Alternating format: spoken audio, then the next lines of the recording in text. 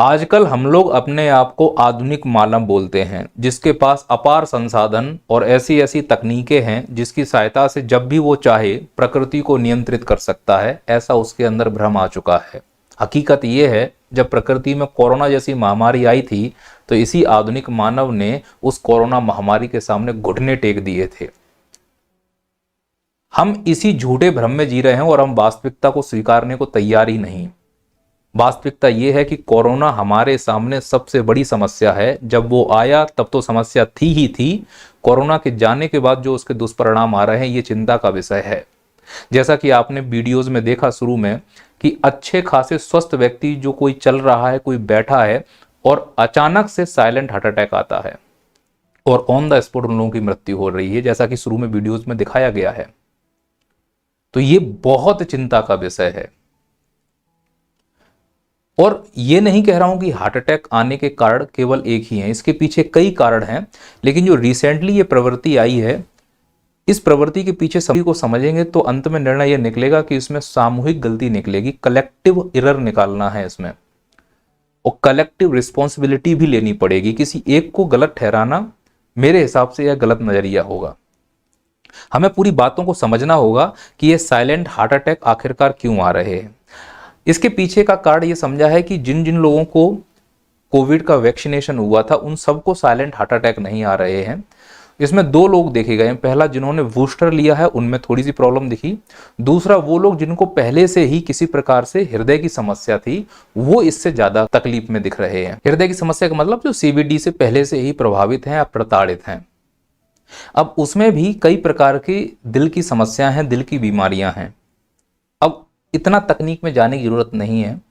मेरा विषय इस चीज के लिए है कि ये जो साइलेंट हार्ट अटैक आ रहे हैं, इनके पीछे का मुख्य वजह क्या है। तो पहले तो सिर्फ उन्हीं को ज्यादा समस्या दिख रही है जिनको कुछ ना कुछ हृदय की बीमारी थी, जो पता नहीं रहती लेकिन होती हैं। जैसे सबसे एक कॉमन बीमारी होती है हृदय की, जिसे बोलते हैं मायोकार्डाइटिस। इसमें क्या होता है कि जो हृदय का कुछ पार्ट होता है वहां पर स्वेलिंग आ जाती है। स्वेलिंग आने की वजह से जो हृदय ब्लड पंप करता है आर्टरीज और वेन में, वो उतने अच्छे से नहीं कर पाता है, क्योंकि उसको उतना गैप नहीं मिल पाता है। परिणाम स्वरूप पंपिंग अच्छी नहीं होगी। पंपिंग अच्छी नहीं होगी तो ब्लड में क्लॉटिंग आना शुरू हो जाएगी। क्योंकि ये ब्लेम लगाया जा रहा है कि कोविशील्ड में ऐसे लक्षण पाए गए हैं कि ब्लड का क्लॉटिंग हो रहा है, और जहां ब्लड का क्लॉटिंग होगा तो वेन और आर्टरीज में ब्लड सप्लाई नहीं होगा और वो ब्लॉकेज होने की वजह से हार्ट पंप करना बंद करेगा और हार्ट अटैक आ जाएगा, जो कि पहले से कोई लक्षण विद्यमान नहीं थे। तो जो मायोकार्डाइटिस है, इसमें होता क्या है कि वो लक्षण उतने स्पष्ट आते नहीं हैं। मतलब मुझे भी हो सकता है, आपको भी हो सकता है। हालांकि जब प्रॉब्लम बढ़ती है तो वो चीजें सामने समझ में आती है। इसीलिए अब मेरे को लगता है कि ये कंपलसरी हो गया है कि हार्ट का कंटिन्यू चेकअप करवाया जाना चाहिए कि कहीं ये जो मायोकार्डाइटिस जैसी प्रॉब्लम तो अंदर नहीं आ रही है, कहीं क्लॉटिंग तो नहीं जम रही है, कोलेस्ट्रॉल तो नहीं जम रहा है। इस प्रकार की रिपोर्टें अब हमें बीच बीच में करानी पड़ेंगी। और यही मेरे विषय है कि कहीं हम ऐसे जाल में तो नहीं फंस रहे हैं कि हमें जानबूझकर इस प्रकार का एक सिस्टम तैयार किया जा रहा है जिससे हम इस ओर अग्रसित हों। ये मैं लास्ट में आपको क्लियर करूंगा। पहले ये बात सही है कि केवल वैक्सीनेशन वाले वही लोग प्रभावित हो रहे हैं जिनको पहले से ही किसी प्रकार की दिल की बीमारी थी। एक दिल की बीमारी में और होता है जिसे बोलते हैं अरिथमिया।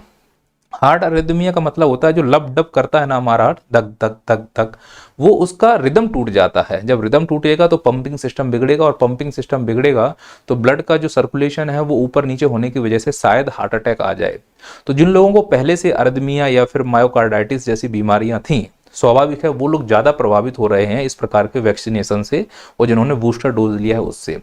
पर सीधा ब्लेम नहीं लगाया जा सकता वैक्सीनेशन को, क्योंकि उस समय कम था। ट्रायल करने के लिए समय लगता है, और जब ट्रायल करते हैं तो 15 से 20 साल का समय लगता है। हमारे पास इतना समय नहीं था। इसीलिए सीधे सरकार को ब्लेम करना, सीधे वैक्सीनेशन को ब्लेम करना, ये हमारी गलती होगी और नजरिया भी गलत होगा। इसमें कहीं ना कहीं हमारी भी भागीदारी है।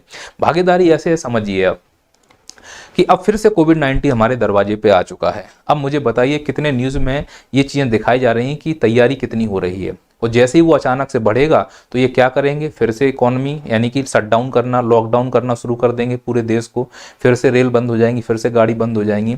तो इससे परेशान कौन होगा? इससे वो आम नागरिक परेशान होगा जो अपना शहर छोड़कर दूसरे शहर में 2 रोटी कमाने के लिए गया है और कोविड जब आया था 2019 में, तो हमने देखा था कि गरीब पैदल रास्ता नाप रहे थे। हकीकत है कि वो समय वो गरीब पैदल रास्ता नहीं नाप रहा था, वो नंगे पैर से भारत की औकात माप रहा था कि तुमने 70 सालों में एक्चुअली किया क्या है।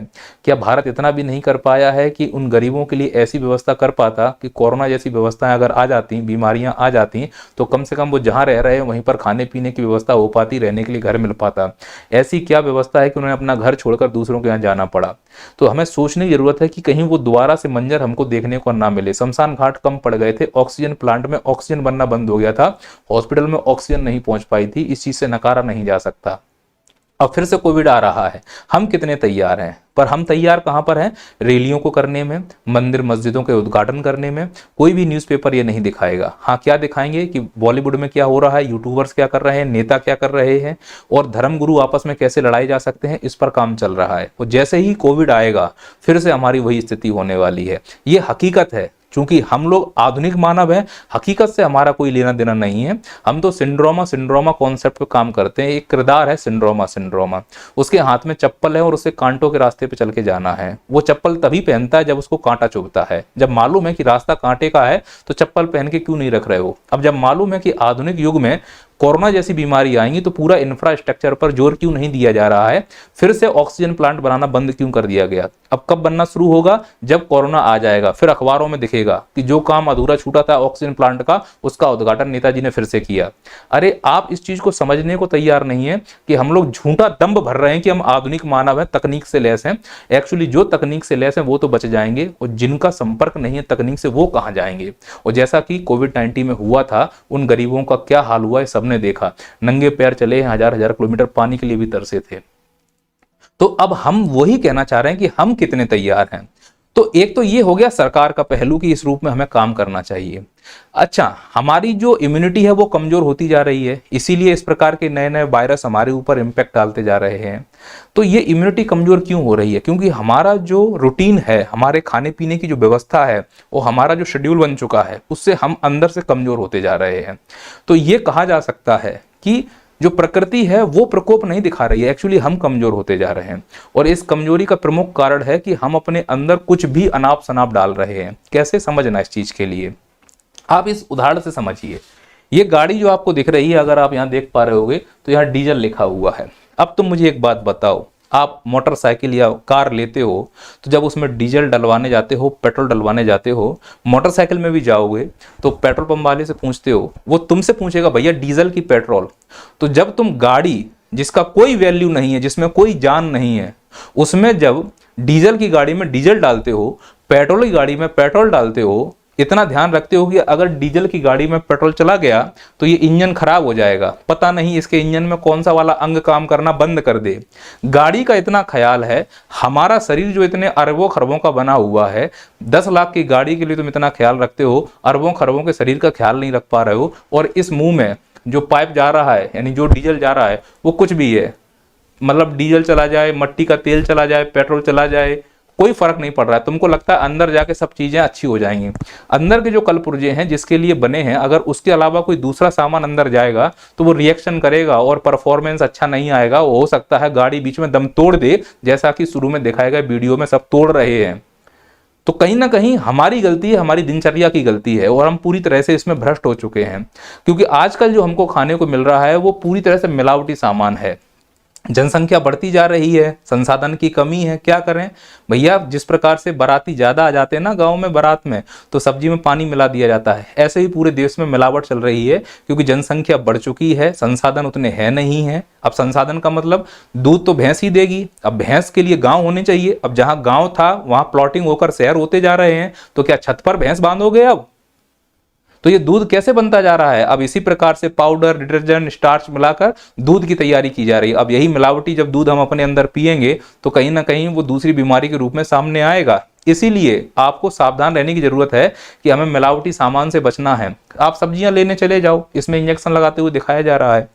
अगर आप किसी सब्जी को लेने जाते हो, टमाटर कैसा लाल चिकना लगा रहता है, एकदम लगता है जैसे मेकअप करवा के आया हो, अभी अभी ब्यूटी पार्लर से निकला हो टमाटर, इतना सुंदर दिखता है। पर सोचने वाली बात है कि वो टमाटर अगर आप 10 दिन रखोगे खराब नहीं होगा।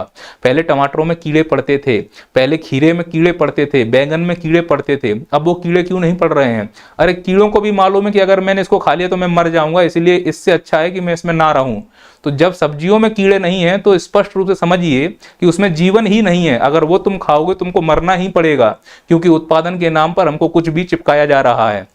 हरी सब्जी इतनी हरी कैसे हो रही है, समझने वाली बात है। पानी वाला टिक्की पिलाता है तो उसकी चटनी एकदम हरी होती है। अरे जब हरी मिर्च की चटनी जब हम पीसते हैं तो काले रंग की हो जाती है, हरी नहीं रहती है, उसमें कलर मिलाया जा रहा है। वो कलर हमारे अंदर जाएगा, सब्जियां हरी नहीं, उसमें मिलावट की जा रही है। वो जब मिलावट अंदर जाएगी तो उसका रिएक्शन हम लोगों को देना पड़ेगा। और फिर एक नया पैटर्न आ गया, यूट्यूब ब्लॉगर, फूड ब्लॉगर, ऐसे तेल में इस प्रकार से हाथ में डाल के पकोड़ा। अरे चिचा रुक जाओ, देखो चिचा को, चिचा कैसे माहौल बना रहे हैं, देखो तेल का सामान। ये जो हम खा रहे हैं, ये जो फूड ब्लॉगर हमको दिखाई दे रहे हैं कि कम समय में खा लो, कौन जल्दी खा लेगा, इस प्रकार का कंपटीशन हो रहा है। अरे शरीर का सिस्टम समझ रहे हो, काम नहीं करेगा। इस गंडे हाथी को देखो तुम, ये क्या सिखा रहे हैं हम लोगों को। और जब इनको कोई फॉलो करेगा तो एक सिस्टम ही तो बिगाड़ रहे हैं ये लोग। और जब ये सिस्टम बिगाड़ते हैं जैसे गंडे हाथी जैसे लोग, तो फिर यही परिणाम कोरोना के रूप में सामने आएगा। ऐसा ही कोई गंडा हाथी होगा चाइना में जिसने चमगादड़ खा लिया होगा, इस प्रकार का वायरस सामने आया होगा। अरे इंसानों जैसी हरकतें करो ना, पर जानवरों जैसी हरकतें करोगे तो हमका इसका परिणाम पूरा समाज भुगतेगा। पर हम लोग इनको फेमस कर रहे हैं, इनको आगे ले जा रहे हैं। एक और कारण है, हमारे अंदर आलस आ चुका है, क्योंकि जिस प्रकार से हमारा खान पीन है, उपभोग की जो प्रवृत्ति बदल रही है। पहले दलिया खाते थे, बाजरे का खाना खाते थे जिसमें फाइबर होता था, स्टार्च होता था, तो हम जल्दी पचा लेते थे। अब सुबह सुबह ऐसी चीजें खा रहे हैं जो डब्बा पैक हैं, जो कई दिनों की रखी हुई हैं। वो अंदर जाता है तो अंदर एनर्जी रहती नहीं है, आलस आ जाता है। आलस आएगा तो कोई तुमसे कह देगा बड़े आलसी हो गए हो, पेट निकल आया है, मेरा भी निकल रहा है। तो हमसे कोई बोलेगा तो मैं गुस्से में जाके जिम ज्वाइन कर लूंगा। अरे 20 साल तो आलस किया है, अचानक से जिम ज्वाइन करोगे, रनिंग करोगे तो हार्ट अटैक आएगा, इसी प्रकार की बीमारियों में इजाफा होते हुए दिखेगा। और ये आंकड़े इसी प्रकार से हमको आगे जाते हुए दिखेंगे, और ये पेनल्टी इस प्रकार से दिखेगी। मैं ये नहीं कह रहा हूं कि अचानक से जिम करने से ये सब चीजें हो रही हैं, इसके पीछे और भी कई कारण हैं हार्ट अटैक आने के, जो यहाँ पर आपको दिखाए जा रहे हैं। अब इन्हीं को देखकर समझो कि ये जो चीजें हमको बेची जा रही हैं ये अर्थव्यवस्था का हिस्सा है। आप समझिए कैसे पूरे अर्थव्यवस्था का जाल फैलाया जा रहा है। हमको सिर्फ वो चीजें बेची जा रही हैं जिसे सर्विस सेक्टर बढ़ाया जा सके। सर्विस सेक्टर का क्या मतलब है? डॉक्टर बढ़ाए जा सके, वकील बढ़ाए जा सके। पहले हम लोग कौन थे? किसान पर निर्भर थे, किसानी करते थे, बैल यूज किया करते थे। अब ये जो बैल हैं, जानवर हैं, इनका एक अपना इंटेंशन हुआ करता था। आजकल आप देखोगे गायों को छोड़ दिया जाता है, क्यों? क्योंकि गायों को तब रखते जब बछड़े को दूध पिलाना होता, और बछड़े को तब रखते जब उसे खेत में हल चलाना होता। और खेत तो है ही नहीं, उसमें तो प्लॉटिंग हो चुकी है, और जहां पर खेत है वहां पे बड़े बड़े ट्रैक्टर चल रहे हैं। तो इस प्रकार से पूरी अर्थव्यवस्था हमारी चेंज हो चुकी है, और जो हमने उगला है वो हमारी प्रकृति ने खाया है, और जो प्रकृति खाएगी वो हमको वापस करेगी, और जब वो वापस करेगी तो कोरोना ही बनकर लौटेगी। तो पहले हम लोग क्या करते थे? एग्रीकल्चर करते थे, मेहनत करते थे, स्वस्थ रहते थे, तो किसी प्रकार का अंदर कोलेस्ट्रॉल जमा होने का चांस ही नहीं होता था। दम से घी खाते थे, दम से तेल खाते थे, फिर भी अंदर स्वस्थ रहते थे। आज हम क्या कर रहे हैं? तेल घी ज्यादा खा रहे हैं, और उसी प्रकार से आराम की मुद्रा में है, तो वो कहीं ना कहीं हार्ट अटैक के रूप में ही निकलेगा। समय बदला, फिर आया इंडस्ट्रियलाइजेशन, इसने पूरा धुआं ही धुआं कर दिया, और इस इंडस्ट्रियलाइजेशन से जो प्रोडक्ट निकला उसको बेचने के लिए आया तृतीयक क्षेत्र। सबसे खतरनाक तो यही है। अब आप इस बात को समझने का प्रयास करो कि जिस प्रकार से प्राथमिक क्षेत्र सिकुड़ता जा रहा है, द्वितीयक क्षेत्र सिकुड़ता जा रहा है, तृतीयक क्षेत्र फैलता जा रहा है, और एक जाल फैलाया जा रहा है। प्रोडक्ट नहीं बेचा जा रहा है, सर्विस बेची जा रही है। अब अगर आप देखोगे तो बीमा कंपनी वाले एक्टिव हो गए। सर्विस है, बीमा तुम तब कराओ जब तुमको डर हो हार्ट अटैक का।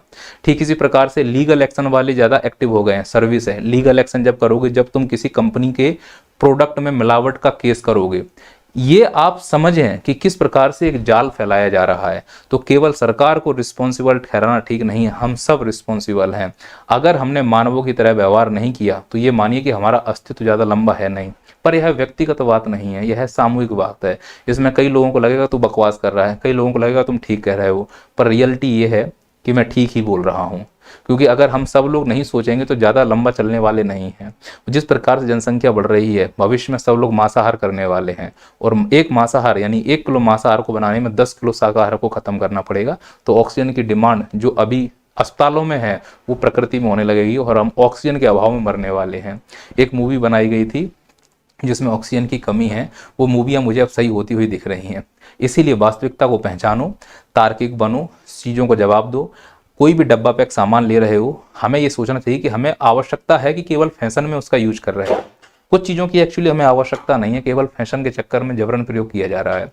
तो हमें अपनी इच्छाओं को मारना पड़ेगा, आवश्यकताओं को पूरा करने के लिए काम करना पड़ेगा, तो शायद हमारे आने वाली पीढ़ी कुछ अच्छा कर पाए। अन्यथा इसी प्रकार से हम कोरोना की चपेट में रहेंगे और कोरोना फिर से आ रहा है। मैं सबसे निवेदन कर रहा हूँ, तैयार रहें। विभिन्न प्रकार के जो प्रोटेक्शन हम लोग यूज कर सकते हैं उसके लिए तैयार रहें। अब चूंकि एक बार हम लोग दंश झेल चुके हैं तो अब कोरोना को हम डट के रोक सकेंगे। हम सब मिलकर रोकेंगे, अकेले सरकार की जवाबदारी नहीं है, हम सब मिलकर रोकेंगे।